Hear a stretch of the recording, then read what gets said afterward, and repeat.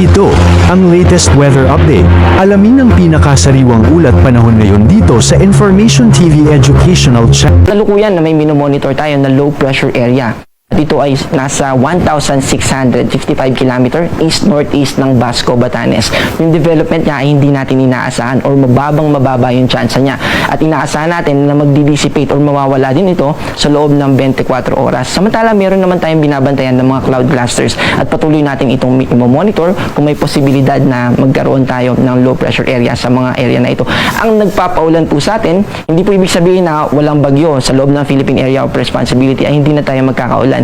Dahil yung habagat po, associated po ito sa rainy season natin. Ito po yung nagdadala ng moisture, ng yung hangin na may kasamang moisture, at ito po yung nagpo-produce ng mga clouds na eventually ay magpapaulan. So, yung hangin na yan ay magpapatuloy hanggang sa mga susunod na araw, at dahil po dyan, asahan natin na magtutuloy-tuloy yung mga pagulan natin dito sa Zambales, sa Bataan, kasama yung Metro Manila, Cavite, Batangas, Occidental Mindoro. Ganun din po dito sa Palawan, sa Babuyan Islands at Batanes. At dahil po dyan, gusto natin paalalahanan yung mga kababayan natin. Dahil sa tuloy-tuloy na mga pagulan, posible po yung mga pagbaha at pagguho ng lupa. Samantala sa natitirang bahagi, sa western part ng ating bansa, asahan natin na patuloy na magiging maulap. Kasama dyan yung Ilocos Region, Cordillera Administrative Region, Panay Island, ganoon din sa Negros Island region at sa Zamboanga Peninsula.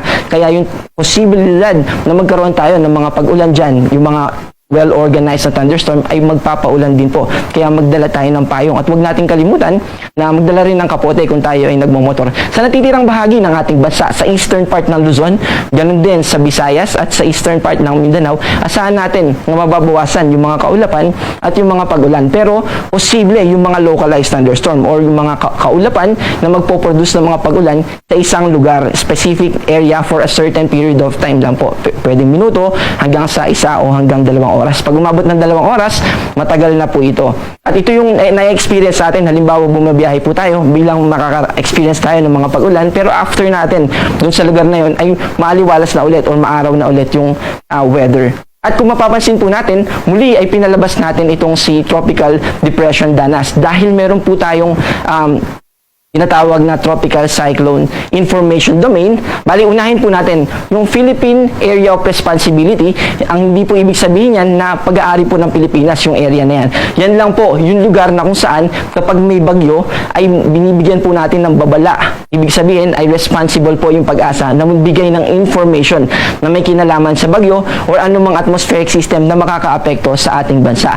Meron din po tayong wider version ng PAR at yun yung tinatawag natin na Tropical Cyclone Advisory Domain. At dahil pumasok dito yung Tropical Depression Danas ay muli ay pinakita po natin siya. Bukod po dito, meron din tayong Tropical Cyclone Information Domain. Mas wider po ito sa TCAD at ang goal po nito ay ma-inform tayo. Halimbawa po na yung bagyo ay malayo pa sa Philippines.